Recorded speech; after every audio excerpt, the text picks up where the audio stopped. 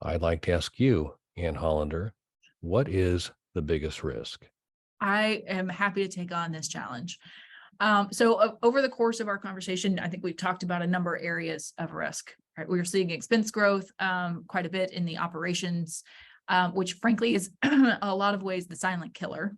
We've talked some about the debt side of this and understanding your positions within debt and understanding at a much deeper level where you sit today and what risk you're taking on within the debt that you have, either existing today on your existing assets or in the future as you're doing deals. Frankly, when I begin to look at, I think there's also equity risk as well for unexpected capital calls.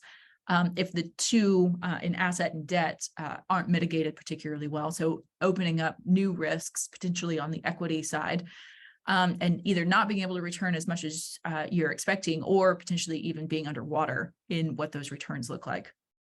The three of these things, though, can all be also the other uncovered risk or perhaps the area that we haven't talked about at this point is the fact that a lot of information is being sent around quite a bit very freely and openly within an organization and then outside of the walls of the organization that can be highly sensitive or particularly damaging to organizations.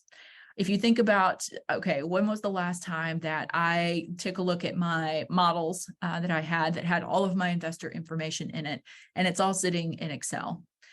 Excel can't be secured. We don't necessarily know where it goes, who it's shared with. We don't know how they access things. We don't know if somebody is modifying something within that document, sending it back, sending it around. And so Excel becomes essentially a game of telephone where everybody's got their hands on it and hands in it.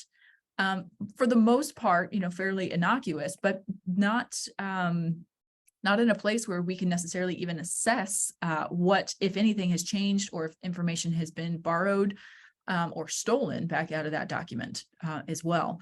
I think the one thing that we don't talk about much in the commercial real estate space is the technology risk and the data risks that people run when they're using tools that seem extremely convenient, but then have a complete lack of any level of accountability to them.